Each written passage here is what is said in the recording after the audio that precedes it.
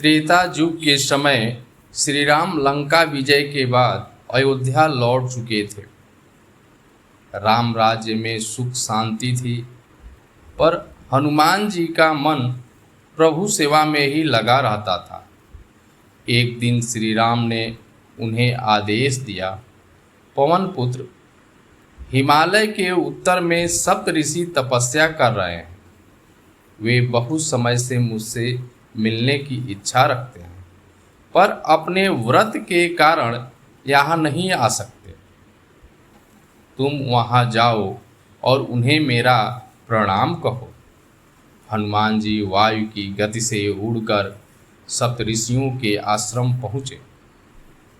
वहाँ चारों ओर घने वन, मंद मंद बहती सरिता और ऋषियों की गूंजती हुई मंत्र ध्वनि थी।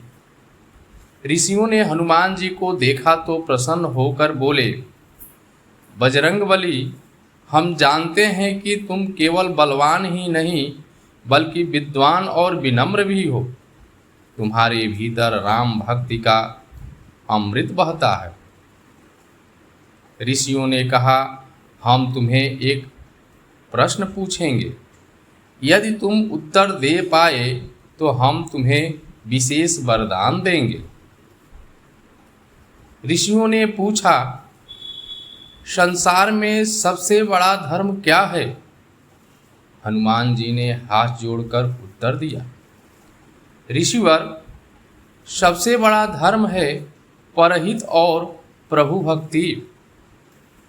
जिस भक्ति में अहंकार न हो वही सच्ची भक्ति है।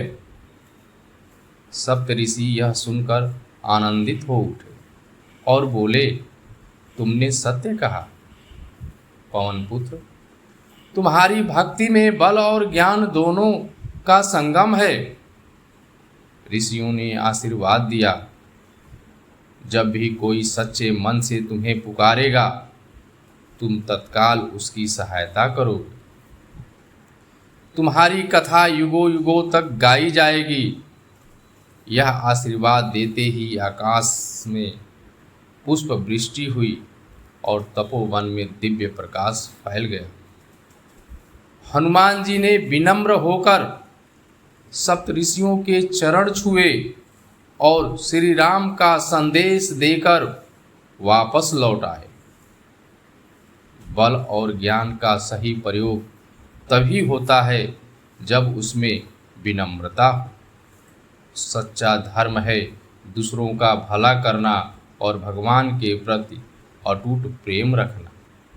संतों और ऋषियों का आशीर्वाद जीवन में अदृश्य ढाल की तरह रक्षा करता है। कहानी अच्छी लगी हो प्लीज़ लाइक करें, कमेंट करें, शेयर करें।